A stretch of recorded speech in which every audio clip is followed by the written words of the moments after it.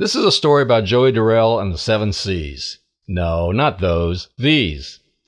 Durel says he's a conservative, but his administration has been anything but conservative in his persistent attempts to circumvent the competitive bid process.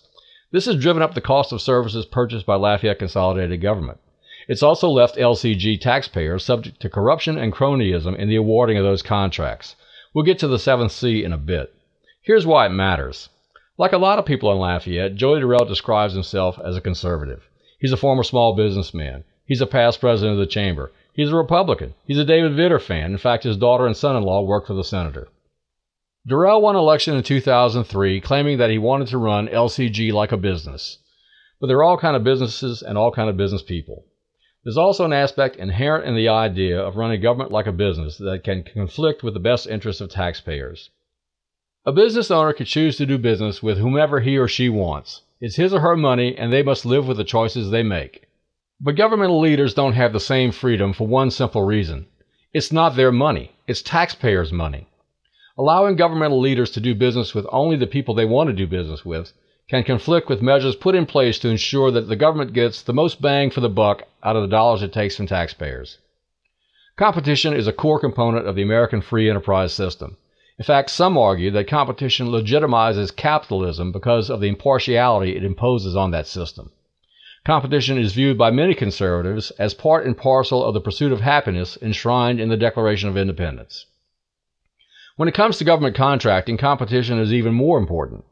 It is the agent of efficiency and ethics in that system. We rely on competitors to keep the cost of contracting down and to blow the whistle on any shenanigans that might take place in the contracting process. Without competition, the large amounts of money involved in government contracting would easily draw the twin scourges of cronyism and corruption. In Louisiana, the Public Bid Law and the Louisiana Procurement Code require and/or encourage competition in contracting for both government goods and services. These regimes rely on competition among companies seeking to do government work as a lever to help control costs as well as to keep government contracting honest. The Public Bid Law requires that contracts for certain kinds of government work be awarded only after the governmental unit has gone through a competitive bid process. The Procurement Code does not require a competitive bid process for the provision of some services, but it does recommend that governmental entities seek comparisons among the providers of those services to ensure that the government is getting quality services at a fair price. Experience has shown that where no competitive bid process exists, the cost of governmental services are higher, and there's frequently cronyism and corruption involved in the awarding of those contracts. We now know of 3 glaring examples where the Durel administration has circumvented the competitive bid process in contracts for services with disastrous results for Lafayette taxpayers. The first was the no-bid garbage contract extension that Durel negotiated with Allied Waste in 2008. The second was the no-bid information technology contracts that LCG awarded Net Methods, the company at the center of a corruption trial in New Orleans. And the third was the LCG contract for janitorial services, which was removed from the competitive bid process in 2007. With the garbage contract, Joey Durel convinced the Parish Council to abandon competition as a protector of taxpayer interests. That resulted in less service for more money contract that is now in place and which has drained millions of dollars out of Lafayette households since it's been in effect. No-bid contracts were at the center of the technology corruption scandal in New Orleans that LCG has been dragged into. Chief Administrative Officer D. Stanley was called to testify in that trial about the no-bid technology contracts the Durel administration entered into with Net Methods. One resulted in no work actually being done, and the other involved the purchase of equipment at inflated prices for goods that might well have been stolen. Newspaper reports say that LCG paid about $300,000 to Net Methods, the founder of which was convicted on 53 corruption charges in that trial. One defense witness in the trial called New Orleans no-bid technology contracts, quote, a license to steal. LCG had not one but 2 no-bid contracts with Net Methods.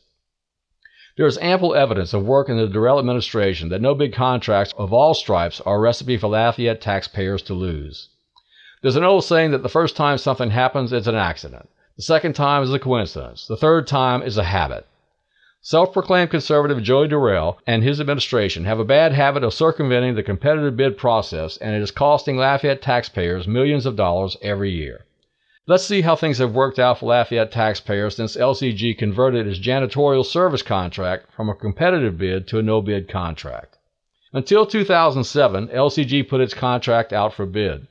On May 9, 2007, an unelected bureaucrat, in a memo to his superiors in the Division of Public Works, recommended that LCG abandon the public bid process for the janitorial work and award it to one of the firms that had won some of the work through the competitive bid process in the previous year. The matter was added to the agenda of the June 5, 2007 meeting of the Professional Services Review Committee, a parish charter-mandated committee that has turned into a rubber stamp for approving professional service contracts in the Durel administration.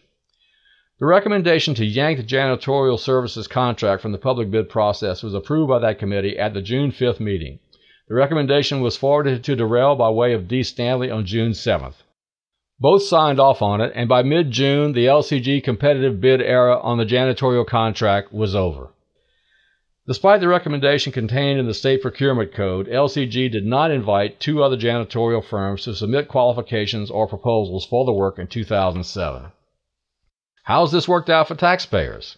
4 years and $2 million later, the abandonment of the competitive bid process for janitorial services has resulted in skyrocketing costs. The initial contract was for $390,000. The contract for the fiscal year that ended on October 31, 2010 came in at $625,917.23. That's an increase of more than 60% in just 4 years.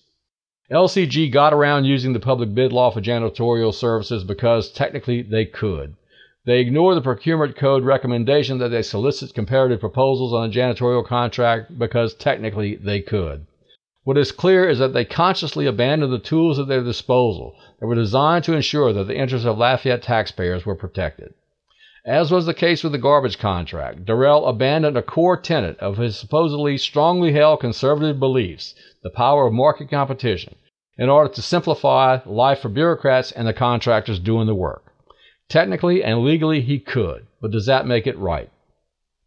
As was the case with the garbage contract and with net methods, LCG's turn to no-bid janitorial contracts has been a financial disaster for taxpayers. Durel and his administration have repeatedly ignored the interests of taxpayers by circumventing the competitive bid process in favor of no-bid contracts. Joey Durel has proven to be a shoddy steward of the public's resources.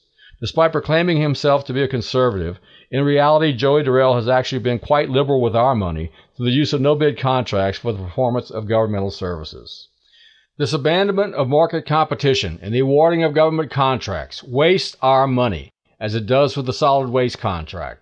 It leaves us subject to corruption, as it did in the net methods contract. And it takes away an essential lever in controlling costs, as is clear in the no-bid janitorial contract. These are not conservative business practices. To proclaim them as such is to exhibit a profound contempt for the intelligence of voters. It also displays a deep contempt for voters to say that some services must be cut, while on the other hand engaging in such sloppy and blatantly spendthrift approaches to contracting. Clearly, Joey Durel understands that taxpayer money is not his money. If it was his money, he would take better care of it.